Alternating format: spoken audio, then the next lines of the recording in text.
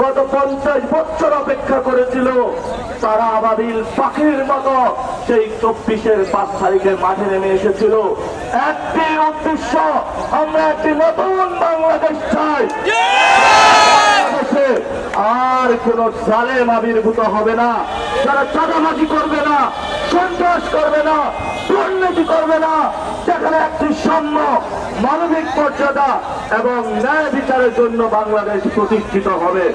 আপনারা জানেন আমরা 11 দলীয় জোট গঠন করেছি বাংলাদেশের সার্বভৌমত্ব রক্ষার জন্য। আমরা 11 দলীয় জোট গঠন করেছি আধিপত্যবাদ থেকে মুক্ত হয়ে ভারতের চোখে চোখে রাত থেকে আমরা বলতে চাই বাংলাদেশের 18 কোটি মানুষের জীবন যাবে, তবু 1 সেকেন্ডের জন্য তোমাদের ভারতের পৃথিবীর কাছে আমরা মাথা নত করব না। এখানে ইসলামকে রক্ষার জন্য, বাংলাদেশের সার্বভৌমত্ব রক্ষার জন্য আজাদির এই লড়াই চলছে, চলবে। আমরা যতদিন জীবিত আছি ইনসাফের রাজত্ব আমরা কায়েম করবই করব ইনশাআল্লাহ। প্রিয় ঢাকাবাসী, আমরা আপনাদের সামনে 8 দফার দাবিতে একটি ইশতেহার দিয়েছিলাম, পাটোয়ারির ইশতেহার, যেখানে আমরা সুস্পষ্ট ঘোষণা করেছিলাম। প্রথম দফা ইশতেহারে আমরা বলেছিলাম শহীদ উসমান বিন হাদি যে হত্যা হয়েছে সেই হত্যাকাণ্ডের বিচার ইনশাআল্লাহ ঢাকা 8 এবং পুরো বাংলাদেশের মানুষকে নিয়ে বাংলার মাটিতে করেই ছাড়বো ইনশাআল্লাহ। আমরা 2 নম্বর ইশতেহারে বলেছিলাম চাঁদাবাজি, মাদক ও সন্ত্রাস মুক্ত নিরাপদ ঢাকা 8 করবো আমরা ইনশাআল্লাহ। আমরা 3 নম্বরে বলেছিলাম সর্বজনীন স্বাস্থ্য ব্যবস্থা, আপনাকে প্রত্যেকের বাসার দরজায় দরজায়, মায়েদের কাছে, প্রসূতি মায়েদের কাছে, বাচ্চাদের কাছে, আপনার অসুস্থ বাবার কাছে, আপনার অসুস্থ মায়ের কাছে বিনামূল্যে কিছু কিছু জায়গায় এবং কম টাকায় আমরা পৌঁছে দেওয়ার চেষ্টা করবো ইনশাআল্লাহ। আমরা আরো আপনাদের সাথে প্রতিজ্ঞাবদ্ধ হয়েছিলাম ঢাকা 8 একটি বৈষম্যহীন, মানসম্মত ও নিরাপদ শিক্ষা ব্যবস্থা আমরা তৈরি করব। আপনারা জানেন এখানে বুয়েট মেডিকেল, ঢাকা ইউনিভার্সিটি থেকে অসংখ্য মানুষ, অসংখ্য শিক্ষার্থী রয়েছে।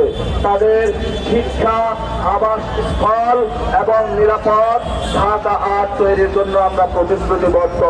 বিকারুন্নেসা আইডিয়াল কলেজ সহ বিভিন্ন স্কুলে ভর্তি বাণিজ্য হয়, আমরা ইনশাআল্লাহ সেগুলো বন্ধ করে আপনাদের সন্তানকে সুচিকিৎসা এবং সুশিক্ষিত নাগরিক গড়ে তুলে নতুন বাংলাদেশ ইনশাআল্লাহ গঠন করব। আমরা 5 নম্বরে বলেছিলাম অসংখ্য ভাই আমাদের বেকার রয়েছে, পড়াশোনা করে কিন্তু চাকরি নাই।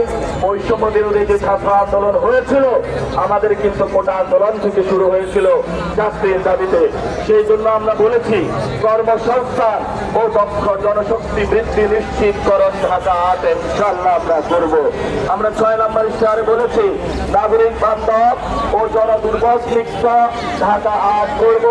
আপনারা জানেন এখানে ট্রাফিক জ্যাম রয়েছে এবং বিভিন্ন অগ্নিকাণ্ড, ভূমিকম্প থেকে শুরু করে বিভিন্ন পর্যায়ে অনেক ডিজাস্টার হয়ে থেকে এগুলা থেকে মুক্ত দিয়ে ইনশাআল্লাহ আমরা একটি নিরাপদ ঢাকা 8 করব। আমরা 7 নম্বর দফায় বলেছি আগামী প্রজন্মের জন্য ঢাকা 8 করব, যেখানে আপনি, আপনার সন্তান, মা বাবা সকলেই নিরাপদ থাকবে। 8 নম্বর ইশতেহারে আমরা বলেছি যে জনতার এমপি, জনতার সেবক হবে। ঢাকা 8 12 তারিখের পরে কোন জমিদারি চলবে না। জনগণের এমপি, জনগণের ইনশাআল্লাহ।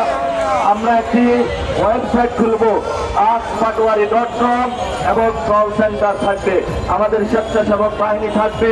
তাদের মধ্য দিয়ে আপনাদের প্রত্যেকের কাছে আমি উপস্থিত হব, আপনাদের মনের কথা শুনবো, আপনাদের ঘরে ঘরে যাব।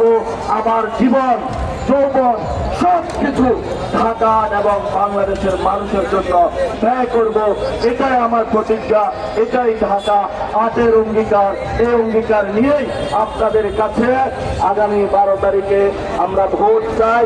শাপলা কলি মার্কায় সবাই ভোট দিবেন। সবাই ভালো থাকবেন। আল্লাহ হাফেজ। আমরা একটু পরে মিছিল শুরু করব।